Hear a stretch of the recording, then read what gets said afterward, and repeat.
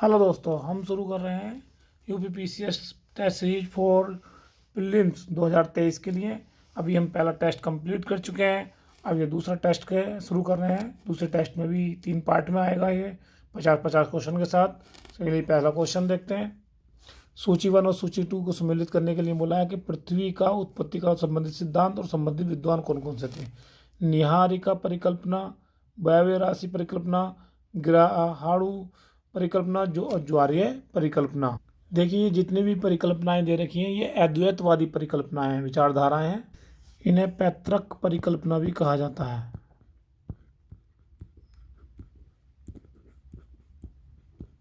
ठीक है, तो अभी हम बात करते हैं निहारिका। निहारिका परिकल्पना की बात करें तो निहारिका किससे रिलेटेड है?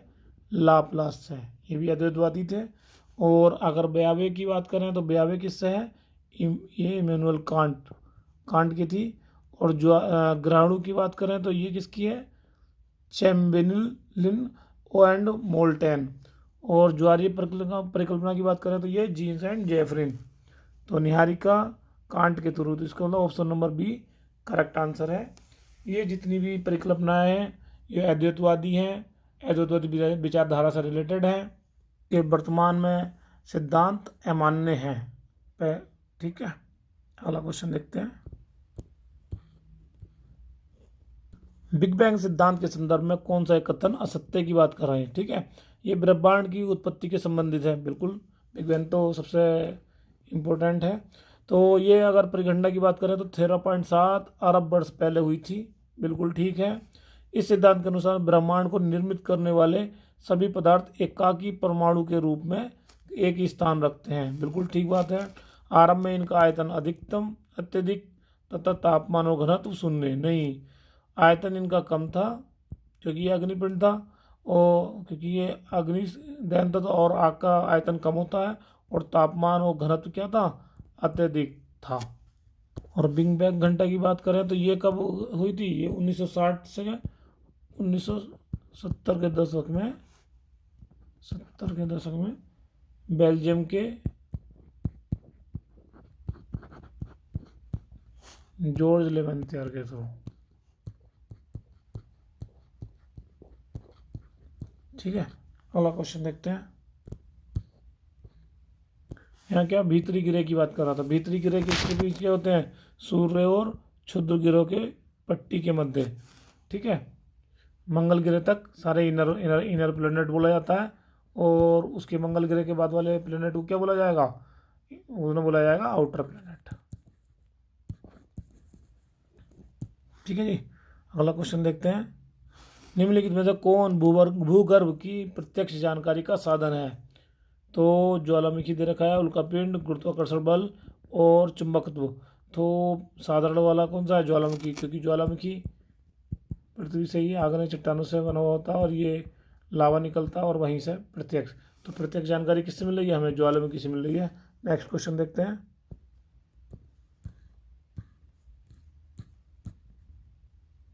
निम्न में से कौन भूकंप का प्रभाव है?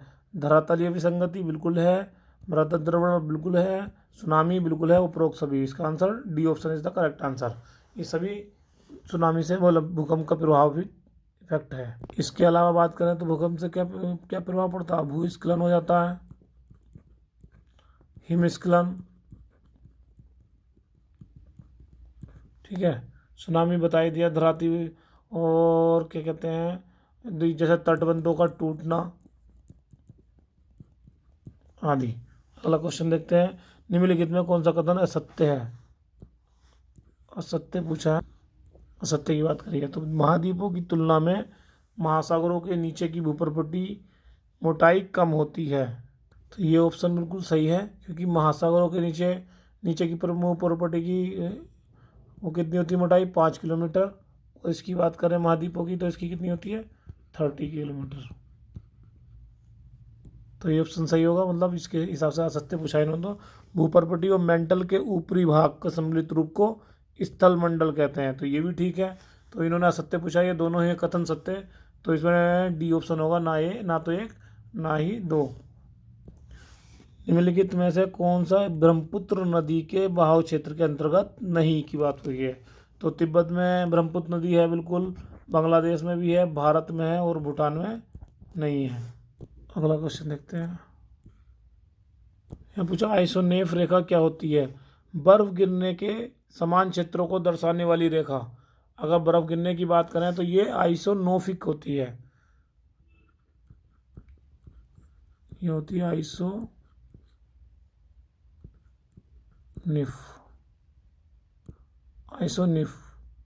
अगर समुद्र, ये आइसोनेफ पूछा है इन्होंने, समुद्र तल के क्षैतिज रेखा जिसमें जिससे ऊंचाई तथा गहराई मापी होती है तो उसे तो डेटम रेखा बोलते हैं।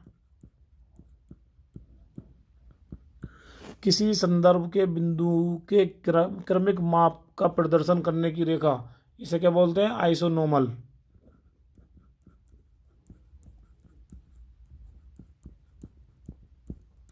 और मेघाच्छादन के समान क्षेत्रों को मिलाने वाली रेखा क्या? आइसोनेफ। और आइसो फैन की बात करें, यहाँ नेफ की जगह अगर फैन आ जाए तो मौसम परिवर्तन को से मौसम से रिलेटेड वाली रेखा, जो मौसमी घटनाएं होती हैं उसकी रेखा। अगला क्वेश्चन देखते हैं। कथन पूछा है सत्य कौन सा है? तो अध्यक्षात्मक शासन व्यवस्था में राष्ट्रपति देश और सरकार दोनों का प्रमुख होता है। बिल्कुल, क्योंकि ये इसका क्या होता है? प्रत्यक्ष निर्वाचन होता है, तो ये बिल्कुल सत्य है। अध्यक्षात्मक शासन व्यवस्था में राष्ट्रपति देश का, जबकि प्रधानमंत्री किसका होता है? सरकार का प्रमुख। ये भी ठीक है, तो ऑप्शन नंबर सी, एक और दो दोनों ठीक है। अगला क्वेश्चन देखते हैं। यह कथन और कारण पूछा है। भारत में एकीकृत न्यायिक प्रणाली की व्यवस्था है। बिल्कुल है। भारत में अलग से प्रांतीय स्तर पर कोई न्यायालय नहीं है। कारण भी ठीक है, इसका मतलब A option is the correct answer. अगला क्वेश्चन देखते हैं। भारत के संविधान में न्यायपालिका की स्वतंत्रता बनाए रखने हेतु क्या उपाय किए गए हैं? न्यायाधीशों की नियुक्ति के मामले में विधायिका का सम्मिलित ना करना। बिल्कुल ठीक है, ये उपाय है। और न्यायाधीशों का कार्यकाल निश्चित होना, ये भी है, क्योंकि सुप्रीम कोर्ट के कितनी एज है? 62, 65 और हाई कोर्ट की है 62। तो न्यायाधीशों की अवमानना के लिए दंड की व्यवस्था, बिल्कुल उपरोक्त सभी, मतलब सारे ये 11 का D correct answer. Next question देखते हैं। सार्वभौमिक मताधिकार से क्या आशय है? देश के समस्त नागरिकों को चुनाव में वोट देने का अधिकार। समस्त नागरिकों की बात कर रहा है। अगला देखते हैं। देश के समस्त वयस्क नागरिकों को, बिल्कुल वयस्क की बात होती है। Option number B is the correct answer. Question number 13 देखते हैं। First past the post system में प्रत्याशी, इसमें क्या होता है कि जिसमें कि टोटल जितने भी प्रत्याशी हैं उसमें से बस एक भी अगर वोट ज़्यादा है तो वो जीत जाएगा। जैसे ऑप्शन नंबर 3 में दे रखा है, अन्य सभी प्रत्याशियों से अधिक मत प्राप्त होते हों, तो option number C is the correct answer. Next question देखते हैं। निम्नलिखित में से कौन सी अर्थव्यवस्था एडम स्मिथ के हस्तक्षेप सिद्धांतों पर कार्य करती है? तो ऑप्शन है समाजवादी अर्थव्यवस्था नहीं, मिश्रित नहीं, उदारवादी अर्थव्यवस्था के सिद्धांतों पर कार्य करती है। तो ये कैसी अर्थव्यवस्था? ये ऐसी अर्थव्यवस्था है जो एडम स्मिथ की है कि जो आर्थिक गतिविधि है, आर्थिक गतिविधि पर राज्य का न्यूनतम नियंत्रण हो। ठीक है, न्यूनतम नियंत्रण हो। और निजी क्षेत्र क्या होगा? निजी क्षेत्र अधिक प्रभावी हो और स्वतंत्र हो, उसे ही उदारवादी अर्थव्यवस्था कहते हैं। इसे पूंजीवादी अर्थव्यवस्था भी कहते हैं। और एडम स्मिथ के हस्तक्षेपों के सिद्धांत पर यही कार्य करती है पूंजीवादी अर्थव्यवस्था। अगला क्वेश्चन देखते हैं। पूंजीवादी अर्थव्यवस्था की बात करिए, इसमें सत्य पूछा है, क्या होगा सत्य? इसमें उत्पादित वस्तुओं का विभिन्न व्यक्तियों के बीच वितरण उनकी आवश्यकताओं के अनुसार होगा। इन्होंने कहा बीच वितरण नहीं। और ये ऑप्शन नंबर 2 क्या है? इसमें उन्हीं उपभोक्ताओं का वस्तुओं का उत्पादन होता है जिनमें बाजार की मांग होती है। बिल्कुल, जिसमें बाजार की मांग होती है उसी के अकॉर्डिंग ही उत्पादन होता है। क्योंकि क्या है ये, अगर पूंजीवादी अर्थव्यवस्था जो है बाजार की शक्तियों पर निर्भर करती है। बाजार की शक्तियों पर निर्भर करती है कि जैसे उपभोक्ता की डिमांड आती है उसी के हिसाब से उत्पादन होगा। तो उत्पादन क्या है, आवश्यकता के अनुसार उनके बीच वितरण नहीं होता। इसका मतलब ऑप्शन नंबर ए तो इनकरेक्ट हो जाएगा, तो option number B is the correct answer होगा। तो ऑप्शन नंबर बी केवल 2 is the correct answer. Next question देखते हैं। कथन और कारण है, स्वतंत्रता पश्चात कृषि में समानता लाने के लिए भू सुधारों की आवश्यकता हुई। बिल्कुल ठीक है। इसका मुख्य उद्देश्य जोतों के स्वामित्व में परिवर्तन करना था। आर भी ठीक है, लेकिन इसकी सही व्याख्या नहीं करता है ये, क्योंकि इसमें क्या हुआ था, इसमें जो है भूमि धारण करने की अधिकतम सीमा निर्धारित की थी। ठीक है। और बिचौलियों का उन्मूलन और वास्तविक कृषि के स्वामी को भी भूमि स्वामी माना गया था। ठीक है, इसलिए इसका B option is the correct answer. 17 question देखते हैं। इन्होंने बोला है अर्थव्यवस्था में संरचनात्मक सुधार के लिए सत्य पूछा है, तो संरचनात्मक सुधार एक दीर्घकालिक उपाय के रूप में होते हैं। बिल्कुल ठीक बात है।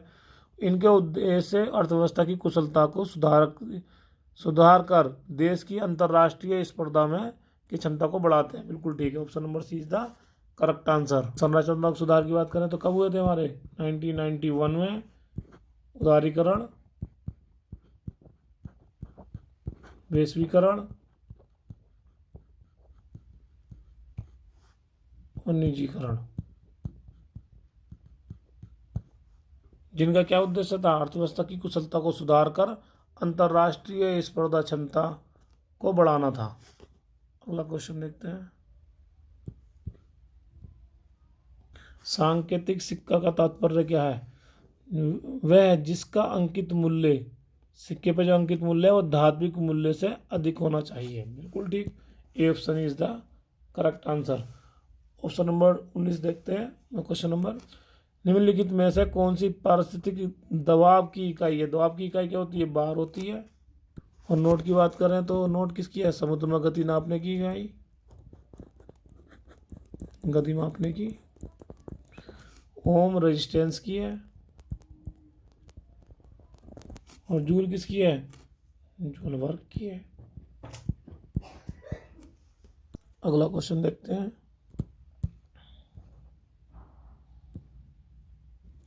इसमें पूछा है कि मानव पूंजी निर्माण के स्रोत क्या क्या होंगे। शिक्षा में निवेश बिल्कुल होगा, कार्यस्थल प्रशिक्षण बिल्कुल होगा, स्वास्थ्य में निवेश भी बिल्कुल होगा, प्रोफेशन माइग्रेशन भी बिल्कुल होगा और सूचना भी होगा। इसका मतलब option number D is the correct answer. अगला क्वेश्चन देखते हैं। इसमें कथन और कारण की बात की है, चोल के विषय में हमें उनके पूर्ववर्ती राजवंशों की अपेक्षा काफ़ी अधिक जानकारी प्राप्त होती है। ठीक है, होती है।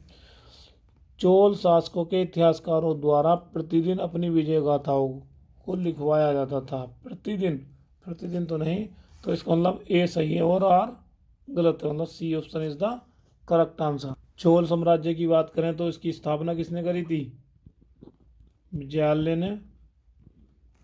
और राजराज और राजेंद्र प्रथम दोनों इसके शासनकाल में मुख्य शासक हुए थे। राजराज और राजेंद्र प्रथम में अनेक स्थानों पर क्या हुआ था, शिव और किसके मंदिर बनाए थे इन्होंने, शिव एंड विष्णु जी के। चोल शासकों ने इन मंदिरों की दीवारों पर लंबे लंबे अभिलेख बनवाए थे। ठीक है जी। और उनका चलन आरंभ करा था, और उन्होंने जो जीत का ऐतिहासिक विवरण था वो भी इन्होंने मतलब इन अभिलेखों के थ्रू इनकी दीवारों पर लिखवाया था। ठीक है, जिससे मतलब औरों के मुकाबले में अधिक जानकारी इनकी मिलती है। तो ऑप्शन अधिक जानकारी वाली था। और ये प्रतिदिन की बात है, प्रतिदिन विजय गाथाओं को इन्होंने नहीं लिखवाया था। अगला क्वेश्चन देखते हैं। निम्नलिखित में से किस यात्री ने भारतीय राजा को क्या कहा था, बोरा। भारतीय राजाओं को क्या कहा था, बोरा। बोरा किसने कहा था, अल मसूदी ने। अल मसूदी कब आया था, 915 से 916 के बीच। कहाँ आया था अल मसूदी, गुजरात। ठीक है जी। और गुजरात में कौन थे उस टाइम, गुर्जर प्रतिहार। तो गुर्जर प्रतिहार थे, तो उनके राज्य को क्या बोला था उसने, राज्य को बोला था अल जुजुर। राज्यों क्या बोला था, अलजुजुर, और राजा को बोरा बोला था। ठीक है, बिल्कुल याद रखना, बहुत इंपॉर्टेंट क्वेश्चन है ये। अल मसूदी ने राजा को क्या बोला था, बोरा, और इसके इनके राज्यों को क्या बोला था, अलजुजुर। और राज्य की बात करें तो कौन थे, गुज्जर प्रतिहार थे। अगला क्वेश्चन देखते हैं, कौन से कथन की बात करें, सत्य की बात करी गई है। प्रतिहार राजा भोज ने आदिवरा की उपाधि धारण की थी, बिल्कुल ठीक है। राष्ट्रकूट राजा अमोघवर्ष ने एलोरा का प्रसिद्ध शिव मंदिर, नहीं जी, एलोकवर्ष ने नहीं, ये बनाया था तुम्हारा कृष्ण प्रथम ने। राष्ट्रकूट राजा कृष्ण प्रथम ने एलोरा के प्रसिद्ध शिव मंदिर का निर्माण कराया था, मतलब दूसरा गलत है। तो option number A is the correct answer. और प्रतिहार राजा, गुज्जर प्रतिहार की बात हो रही थी, तो ये किसका वो था, ये विष्णु का भक्त थे, और इन्होंने आदिवराही नाम से इनकी उपाधि थी, और आदिवराही इन्होंने अपने सिक्कों पे भी लिखवाया था।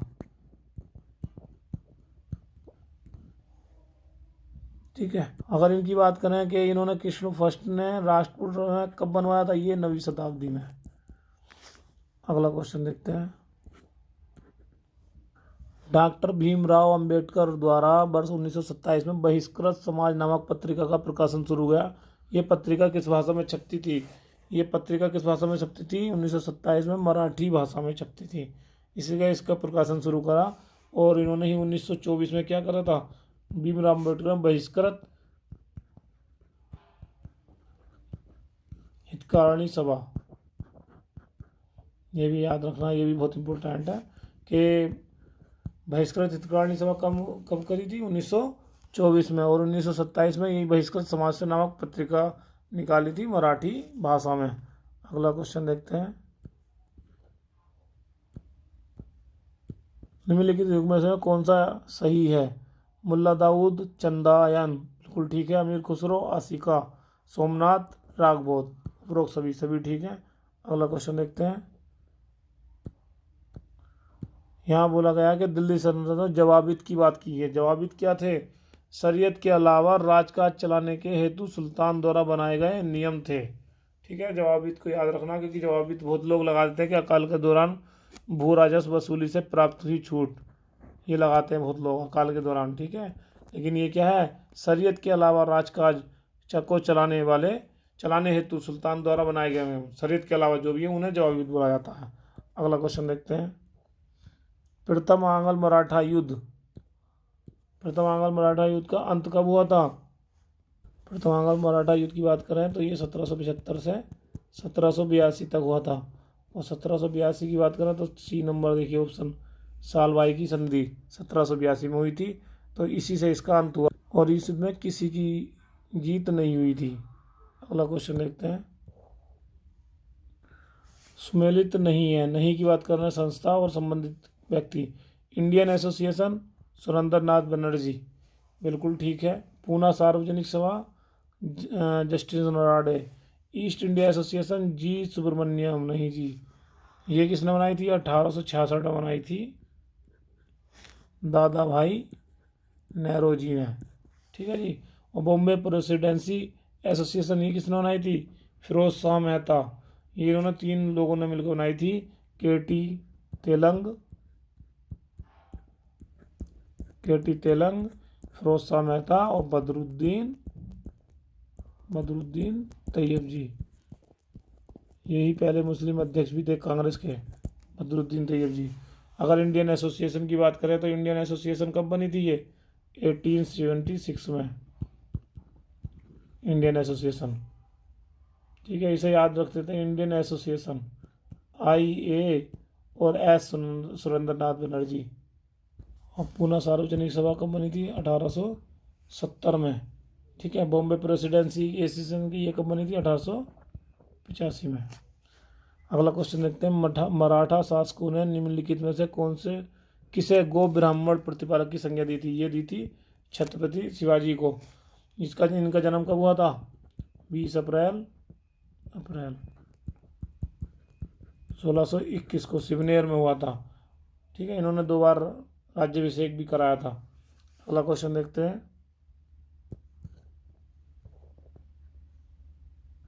निम्नलिखित में से कौन से प्रवास के प्रतिकर्ष कारक की बात हो रही है, ठीक है। तो प्रतिकर्ष कारक कौन कौन से हो सकते हैं? प्रतिकूल जलवायु बिल्कुल हो सकता है, प्राकृतिक विपदाएं बिल्कुल हो सकता है, बेरोजगारी बिल्कुल हो सकता है, शांति यानी स्थायित्व ये नहीं होगा। जहाँ शांति मिलेगी तो आदमी छोड़ के तो जाएगा नहीं, प्रवासी तो नहीं बनेगा। प्रवासी कब बनेगा? जब प्रतिकूल जलवायु वहाँ की मिलेगी, मतलब जहाँ करंट में रह रहा है वहाँ की जलवायु मतलब वो सहन नहीं कर पा रहा, वो दूसरी जगह फिर भी मतलब पुल फैक्टर है, ठीक है। और प्राकृतिक विपदाएं भी अगर मान रहा है यहाँ बहुत ज़्यादा है, भूकंप आ रहे हैं कहीं आ रहे हैं, तो आदमी नहीं सोचता कि वहाँ दूसरी जगह जाया जाए। तो और बेरोजगारी भी बिल्कुल खींचती है। तो 1 2 3 मतलब C option is the correct answer. और अगर इसकी और बात करें तो प्रतिकर्ष में और कौन सा आएगा? सामाजिक आर्थिक पिछड़ापन, ठीक है। रहन सहन की निम्न दशाएं, क्योंकि लोग आग सोचते हैं गांव से छोड़ कर शहर में जाते हैं कुछ रहन सहन के चक्कर में। और अगर प्रतिकर्ष होता और एक होता अपकर्ष, अपकर्ष का क्या होता है? तो बेहतर अवसर, कोई अच्छा अवसर मिलता तब जाते हैं, शांति और स्थायित्व मिलता है, ये अपकर्ष वाला हो गया, चौथा नंबर था। और रहन सहन की वो अनुकूल जलवायु, ठीक है। अगला क्वेश्चन देखते हैं। टोरंटो शहर किस पे है? ओंटारियो, बिल्कुल ठीक है। शिकागो मिशन, डुलुथ सुपरियर और डेट्रॉयट किस पे है? इरी झील पे है। अगला क्वेश्चन देखते हैं। ओप्सोमीटर का प्रयोग की बात कर रहे हैं तो क्षेत्रफल मापन में नहीं, दिशा मापन में नहीं, दूरी मापन में किया जाता है इसका ओप्सोमीटर का प्रयोग। ये क्या जाता है? मानचित्र पे जो जितनी भी, जैसे मान लो मानचित्र है कोई, मानचित्र पर कोई टेढ़ी मेढ़ी लाइन है उन्हें करने के लिए ओप्सोमीटर का प्रयोग किया जाता है। अगला क्वेश्चन देखते हैं कि निम्नलिखित में से एक स्टेशन पार साइबेरिया रेल मार्ग पर अवस्थित है। तो चिता है, कजान है, मास्को है, मतलब सभी हैं ये 33 में सारे ही हैं। और ये विश्व का क्या सर्वाधिक लंबा मार्ग भी है। ठीक है, अगला क्वेश्चन देखते हैं। परिवहन की मांग जनसंख्या के आकार से प्रभावित होती है, बिल्कुल ठीक बात है। जनसंख्या का आकार जितना बड़ा होगा परिवहन की मांग उतनी ही अधिक होगी, ये भी ठीक है। तो ये और आर ठीक है, ये आर की सही व्याख्या करता है। अगला क्वेश्चन देखते हैं। व्यापारिक जलमार्ग को बृहत ट्रंक मार्ग भी कहा जाता है। तो व्यापारिक मार्ग कौन सा है? देखिए, अटलांटिक, उत्तरी अटलांटिक समुद्र मार्ग, यही सबसे व्यस्तम मार्ग भी है। और लगभग 1/4 विदेशी व्यापार भी इसी के रास्ते से होता है। क्वेश्चन नंबर 36 देखते हैं। मैक्सिको की खाड़ी में स्थित तेल के कुओं से अमेरिका के उत्तर पूर्वी राज्यों में तेल के परिवहन हेतु किस एक पाइपलाइन का प्रयोग किया जाता है? तो ये किया जाता है बिग इंच पाइपलाइन का प्रयोग किया जाता है। अब इस पाइपलाइन की बात करें तो ये कितने किलोमीटर की है? ये 1840 किलोमीटर लंबी है। और अगर कोमकेन पाइपलाइन की बात करें तो ये पूर्व सोवियत संघ में है। और अगर नॉर्ड स्ट्रीम की बात करें तो नॉर्ड स्ट्रीम कहाँ है? ये जर्मनी।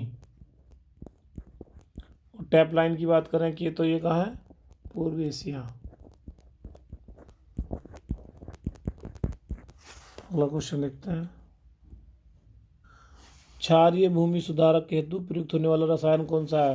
क्षारीय में क्या होता है? जिप्सम यूज होता है अगर सुधार करना हो तो। और जिप्सम के फॉर्मूले की बात करें तो जिप्सम का फॉर्मूला क्या था? CaSO4 × 2H2O। तो ये क्या होगा? Calcium sulphate. B option is the correct answer. Question number 38। निम्नलिखित में कौन सा एक संगठन general agreement on trade and tariff के उत्तरदायी के रूप में काम करता है? वो क्या है? WTO। गेट की बात कर रहा है। गेट 1995 में क्या बना? ये तुम्हारा WTO बन गया। अगला क्वेश्चन देखते हैं। निम्नलिखित में से कथन और कारण की बात करें। भारत में ब्रिटिश साम्राज्य का संस्थापक कौन था? रॉबर्ट क्लाइव, बिल्कुल सही है। प्लासी के युद्ध के बाद इनसे साम्राज्य की नींव रखी। तो ये option is the correct answer. Question number 40 देखते हैं। इसमें असत्य की बात की है। इस युद्ध में टीपू सुल्तान मारा गया, बिल्कुल मारा गया। 1799 अंग्रेजों और टीपू सुल्तान के बीच हुआ, बिल्कुल ठीक हुआ। इस युद्ध में विजय के बाद अंग्रेजों ने मैसूर को अपने साम्राज्य में मिला लिया, नहीं, इन्होंने उसे ही दे दिया जिससे हैदर अली ने लिया था। और इस युद्ध में गवर्नर जनरल लॉर्ड वेलेस्ली था, बिल्कुल ठीक है। तो option number C is the correct answer. अगला क्वेश्चन देखते हैं। अब सही सुमेलित नहीं है की बात कर रहे हैं। सिंध का विलय कब हुआ था? 1843, बिल्कुल सही बात है। और पंजाब का विलय कब हुआ था? 1849। और नागपुर का कब विलय हुआ था? 1853। और अवध का कब हुआ था? अवध का 1856। तो डी ऑप्शन सही, मतलब सही नहीं है ये। ठीक है, नेक्स्ट क्वेश्चन देखते हैं। सूची 1 और सूची 2 आर्य समाज याद रखो 1875, बिल्कुल ठीक है। वेद समाज 1864, प्रार्थना समाज 1867, देव समाज 1887। 1 2 3 4, option number A is the correct answer.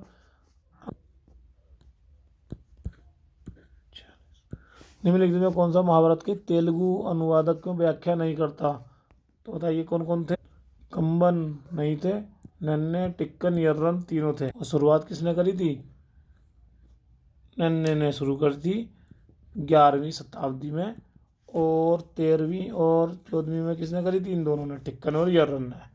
तो ये तीनों ही थे, ये नन्हे नन्हे टिक्कन और यर्रन।